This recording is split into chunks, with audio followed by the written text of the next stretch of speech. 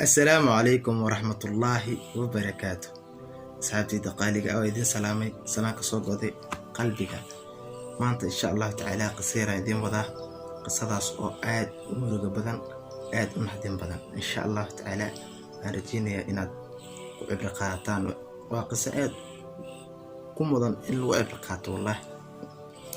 مركا قصة شيخ كبير سوبريي وحجري هل بين أكو مجرتو maxaa la dhahaa anaa ku joog ka ahaa marka waxaa jirtay xara yar oo askar leedahay askarta marka islaam ay ahaayeen dad muslimiin ah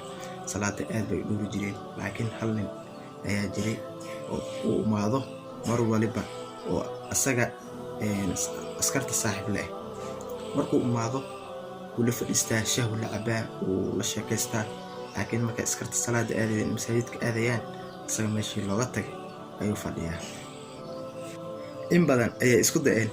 inay mar walba ay u sheegaan salaada qiimaheeda inuu isdaahiriyo inuu ilaahay ka cabsado inay geerid jirto laakiin uu ka diiday maxaa yeelay xanuunka ilaahay iska leh xanuunka ilaahay ma siinin marka kadib haweenaha ka mid ah ayaa waxaa dhacday qayle ay maqleen askartii ayagoo joogaan xeradooda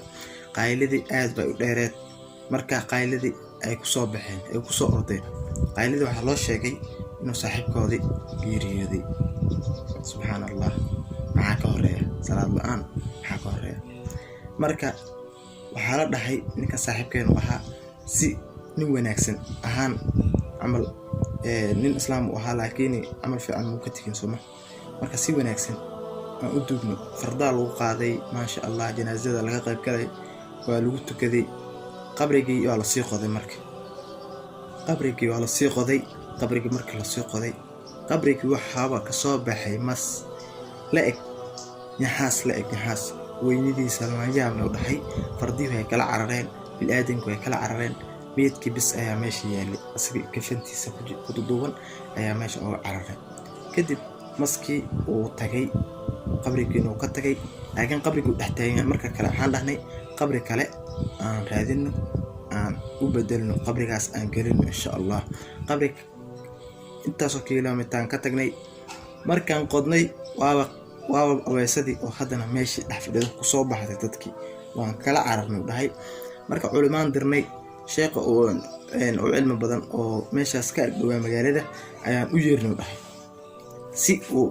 wax uga sheego ma wax uu ka dhaho arrintan cajiibka ah markaas wuxuu dhahay ninkan marka sheekhu wuxuu dhahay ninkan waxaan u maleynaa inuu salaad ka tagi jiray oo nin xun ahaa maxaa yeelay qisyaal badan oo dadka hore u soo martay ayaa jiraan masna dadka cibro qaadashan oo lagu tusaa marka qabrigaas waxaa la rabaa dadow inaad ku cibro qaadataan waxaa idinka dambeeyo waa qabrigan waxaad dhigatana ayaad leedahay salaada adii ilaahay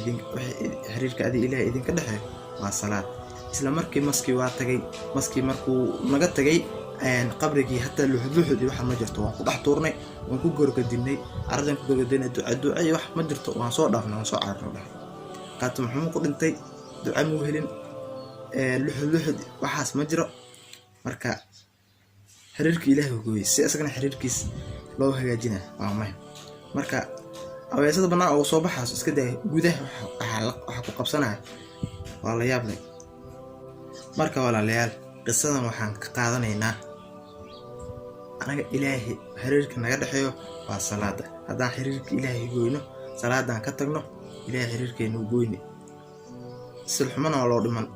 marka walaalayaal insha Allah salaadaan ku dadaalno intaasaan rabay inaan la wadaago waa qiso aad u xanuun badan oo ku cibro qaasho mudan qofka qalbiga fiyo ee ku cibro qaadani marka walaalayaal waxaan joognaa waqti aad u daran marka insha Allah ta'ala waxaan idin rajeynayaa aniga idinkaba ilaahay inuu hanuuniyo jidka toosan ugu haayo salaada aan oogno bisha Ramadaan insha Allah ta'ala oo 4 maalin 5 maalin ka dhiman imsa 6 maalin ka dhiman ilaahay nooda nagu gaarsiiyo marka walaalayaal muslimiinta meel walba ay joogaan ilaahay ha cafiyo ilaahay ha soo hanuuniyo qofkii ilaahay hanuunka iska leh marka insha Allah ta'ala khayr ay idin rajeynayaa wassalaamu calaykum warahmatullahi wabarakaatuh